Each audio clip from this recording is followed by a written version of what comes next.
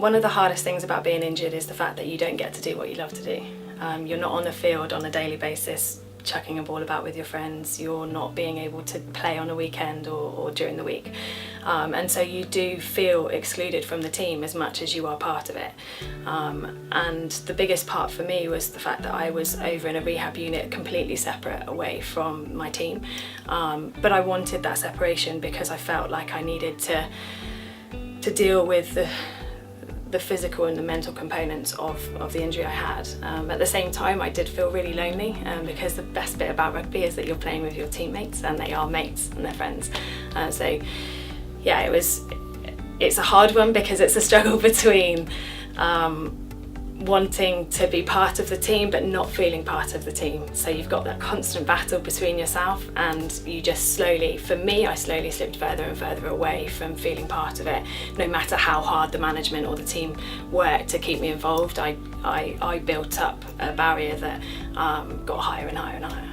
So for me, my injury took a real bad turn. I had a reconstruction to my MCL ligament, and it didn't go to plan. I needed a second operation, and it went worse before we could even see getting back to running, let alone playing rugby. I had to rehab 5 times a day, 7 days a week, and I still wasn't seeing improvement.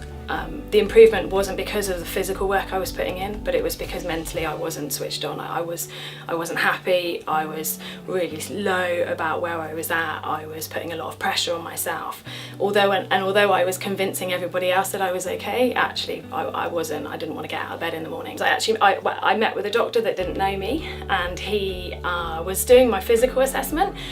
And when he was talking to me about where I was at, I was crying, but yet I was smiling. And he said, you're showing me one emotion, but you're hiding it with something else. And it was at that point that I realised that actually I wasn't okay. And we had a big discussion around, as much as I could physically put the work in, it was never going to be as effective as it could be if mentally I wasn't actually there. And a big part of me as a player was always mind over matter. Being a small player, if I had it in my mind and I could, and I believed in myself, then it wouldn't matter how small I was, it wouldn't matter how tired I was, I would keep going. And at that point, my mind was the bit that was stopping me. And so therefore, no matter what I was going to do, I was never gonna get myself back playing.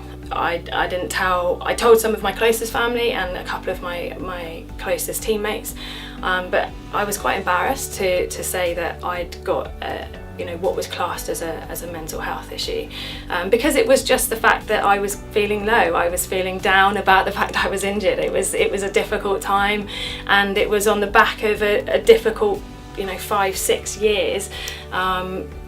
But you always think that there's someone else that's worse, and you don't deserve to feel sad about a knee injury.